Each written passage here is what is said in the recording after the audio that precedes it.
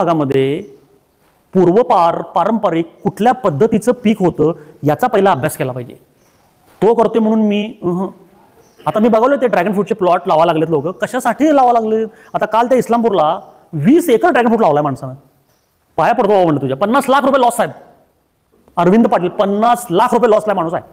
परवा माझ्या हुडकत मला तिथं गाडी घेऊन मी म्हणलं कशाला आला बाबा तू? ते आणि 2000 रुपये पेट्रोल डिझेल तुझं फुकट.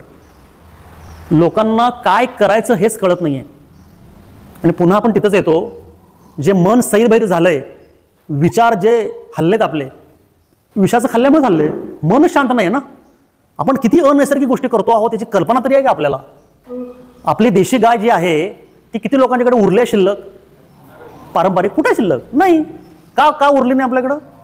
आज देशी गाय असल्याशिवाय शेती होऊच शकत नाही असं माझं म्हणणं आहे. एक देशी गाय प्रत्येकाच्या घरामध्ये हवीच. त्याला 2 कारणं आहेत, एक व्यावहारिक आणि एक आध्यात्मिक. देशी गाय घरात असणं म्हणजे घरात वैभवाचं लक्षण आहे, उत्तम आरोग्याचं लक्षण आहे. आज गायीबद्दलची पेटंट जपानने घेतली आणि आम्ही बसलो इथं खयार करत. मी केलेला अप्लाय माझा कॅन्सल झाला. जपानने घेतला अप्लाय. देशी गायचे 4 पेटंट त्यांच्याकडे आहेत. देशी गायचं महत्व आपल्याला कोणी सांगितलंच नाही. स्वित्झर्लंडला मी गेलेलो, 5000 गायींचा गोठा बघितला. आपल्या घरात आपण लेकरांना ज्या पद्धतीनं प्रेमानं वाढवतो तसं गायीनं लाडात ठेवलंय, तिथं प्रेमानं ठेवलंय. आणि आमच्या गायी कसायाकडे दिल्या आम्ही. काय उपयोग नाही, दूध काय दिना, नुसतं खातेच. हे आपली उत्तर आहेत. आपल्याला अध्यात्म माहीत नाही, सांगितलं नाही आणि आपल्याला ते जाणून घेण्याची वृत्ती पण नाही. देशी गायचं इतकं महत्व आहे. एक देशी गाय तुमचं 20 एकरचं रान करू शकते, एवढं त्यात ताकद आहे. आणि भगवंतानं एकमेव प्राणी असा निर्माण केलाय की ज्याला सूर्यनाडी आहे. हे माहिती आहे आपल्याला कोणाला? तुम्ही शेतकरी तुम्ही आहात. गायीच्या पाठीवर जे वशिंड असतं ना गोल, आपले भारतीय गाय जी आहे, म्हणजे कुठलीही गाय, कोकण गिड्डा असू दे, ही असू दे, तुमची गीर असू दे, भारतातल्या सगळ्या प्रजाती बघा तुम्ही, प्रत्येक गायीच्या पाठीवर वशिंड आहे का नाही? ते वशिंड म्हणजे सूर्यनाडी. यार इंडिया कितना आगे बढ़ रहा है नहीं, पर इन्वेस्ट कहाँ करूं? इंडेक्स म्यूचुअल फंड से शुरू कर, इंडिया बढ़ेगा, सेंसेक्स उठेगा. आहे का नाही? ते वशिंड म्हणजे सूर्यनाडी. जगातला एकमेव प्राणी आहे सूर्यनाडी असलेला. त्याचं आध्यात्मिक आणि हेल्थ वाईज जबरदस्त महत्व आहे. जर त्या वशिंडावरून तुम्ही दररोज 2 मिनिटं हात फिरवला प्रेमानं, जसं की आपण कुत्र्या मांजराला जवळ घेऊन प्रेम करतो, नुसतं वशिंडावरून हात फिरा. ज्यांच्या कोणाचे ब्लड प्रेशरची गोळी चालू असेल, 8 दिवसात ब्लड प्रेशर गोळी बंद. तुमच्या बॉडीमधला ब्लड प्रेशरची लेवल नॉर्मल करते नाडी ती. सूर्यनाडी म्हणजे कॉस्मिक एनर्जी ओढून घेण्याची रिसिव्हर आहे. तो पॉझिटिव्हिटी ओढून घेते गाय स्वतःकडे. म्हणून गायीच्या सहवासात राहिलं तर अनेक रोग बरे होतात. गायी बरोबर राहिलं तर घरचं वातावरण आनंदी होतं, घरात चांगलं आरोग्य होतं. हे संशोधनाचे निष्कर्ष आलेले आहेत, आपल्यापर्यंत पोहोचवलेच नाहीत ते. यातली एक गमतीचं उदाहरण सांगतो. मुंबईला अंबरनाथ आहे ना, कल्याणजवळ, तिकडे माझ्या एका मैत्रिणीचा भाऊ IT इंजिनियर आहे. 2 लाख रुपये त्याला पगार होता. आणि त्या पोरग्यानं 4 वर्षापूर्वी अचानक नोकरी सोडली आणि गायीचा गोठा काढला. सगळ्या घरादारांशिवाय 2 लाख रुपयाची नोकरी सोडला आणि गोठा. काय तुला काय म्हणले, काय तुला ते शेण बिन काढायला जमणार आहे काय? पहिल्यांदा लोकांना काय वाटलं, ते A2 दूध वगैरे आहे ना, आता तूप काय 3-4 हजार रुपये लिटर त्या नादाला लागला काय? दूध बीध नाही म्हटला. बिहारी मुलं 2 ठेवलाय, 20-20 हजार रुपये पगाराची, शेण आणि मूत्र काढायला. आणि मला म्हटलं, मला त्या मैत्रिणी फोन त्याला शिव्या दे म्हटलं, मूर्खारखं वागालाय. 1 कोटी रुपयाचा फ्लॅट घेतलाय, हप्ते चालू आहेत, काय बोंबला म्हणा, नंतर अडचण ते आर्थिक अडचणी. मी फोन केला, काय रे दादा म्हटलं, काय दादा तू तिथनं बोललो का म्हटलं, माझं बघायला ये. म्हटलं काय बघायचं, गायचा गोठा तुझा, गाय बघायचं शेण बघायचं, त्याचं पुढं काय असतं? नाही तू बघायला ये म्हटलं.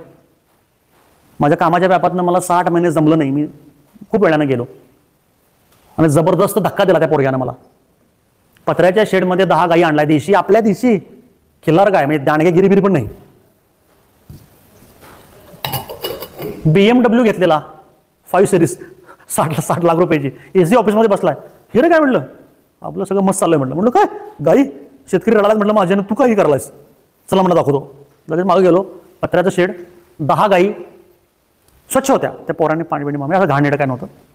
आणि त्या गायींच्या मध्ये झोपायची बाजली असतात की नाही, ती बाजली ठेवलेली. मी म्हटलं हे काय? माझ्याकडे पेशंट येतात म्हटला आणि नंबर लावून इथे झोपायला रात्री. म्हटलं काय? तुमच्यापेक्षा जोरात हसलेलो मी. पेशंट तुझ्याकडं? मुंबईमधल्या 10 हॉस्पिटलमधून कॅन्सर पेशंट रेफर त्याच्याकडे रात्री झोपायला. 3000 रुपये एका माणसाने एका रात्री झोपायला. 10 बेड होत्या. मला म्हटलं माझ्याकडे 2 महिने बुकिंग फुल आहे बघा आता, पैसे देऊन. 12 लाख रुपये मिळते म्हटला. म्हणलं काय, कशाला 2 लाख रुपये नोकरी करू म्हटलं. 12 दादा बघ म्हटलं, इझी गाडी मिळेल, ओके. हे काय गमतीचा भाग सोडा. देशी गाईच्या गोठ्यात राहिल्यानंतर कॅन्सर बरा होतो हे समजून घ्या पहिला. जपानकडे आहे याचं पेटंट, तेच मी अप्लाय करायला गेलेलो, पहिला फटक्यात माझं पेटंट उडालं. कॅन्सर बरा होतोय गाईच्या गोठ्यात राहिल्यावर. कुठे आहेत आपल्या गाई? आपल्या गाई गेल्या स्वित्झर्लंडला, उरलेल्या गेल्या कसायाकडं. आणि आम्ही कुठल्या आणल्यात? HF, लई दूध देते. पाटीला वॉशिंग्टन काही नाही. HF ही गाय नाही, जर्सी. हे तुम्हाला माहिती आहे का सगळ्यांना? ती गाय नाही आहे हे माहिती आहे टेक्निकली. प्रयोगशाळेमध्ये तयार केलेला कृत्रिम जीव आहे तो. गाय म्हणजे ती HF म्हणजे डुकराचं जीन्स आहे त्याच्यामध्ये. सर्च मारून बघा गुगलला. मी जे बोलायला लागलो सगळं सर्च मारून बघायचं. निम्म डुक्कर आहे ते, घरात आणून ठेवलंय आणि त्या दुधातनंच हे डायबिटीस ब्लड प्रेशर सुरू आहे, कॅन्सर. लई दूध द्यायला म्हणून आणून आपण चालू आहे.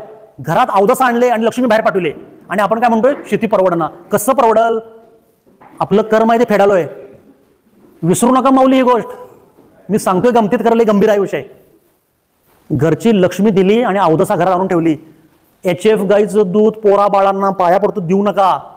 परवा मुंबईला दादरला 10 वर्षाखालील वयांच्या मुलांचा सर्वे केला ABP माझानं. 10,000 मुलांची हेल्थ तपासणी केली. 80% मुलांना डायबिटीस, अंडर 10. टीव्हीला बातमी आहे, माझ्याकडे क्लिप आहे.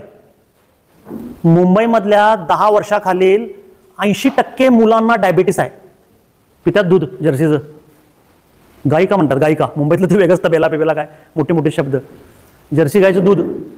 किती प्रॉब्लेम सुरू झाला आहे आज. लहान मुलांना कसले कसले आजार सुरू आहेत. त्यांच्या आया दाबून दूध पी काय बोर्नविटा, हॉर्लिक्स. अरे ते दूध विषाचं आहे, त्याचं काय.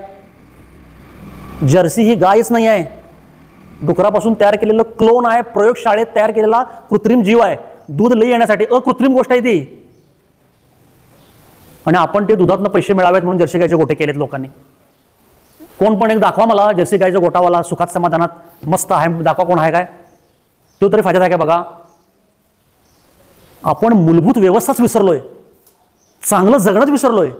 केंद्रस्थानी जगण्याच्या पैसाच आहे फक्त आपल्या. आणि पैसा मिळवण्यासाठी आपण किती अनैसर्गिक गोष्टी करतोय.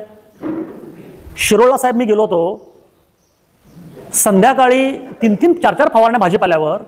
संध्याकाळी वीधभर दोडकं होतं. हे बघा एवढं, हे किती 4-5 इंच असेल ना. दुसऱ्या दिवशी सकाळी एवढं होतं, इंजेक्शन मारलं. हे योग्य आहे? हे नैसर्गिक आहे?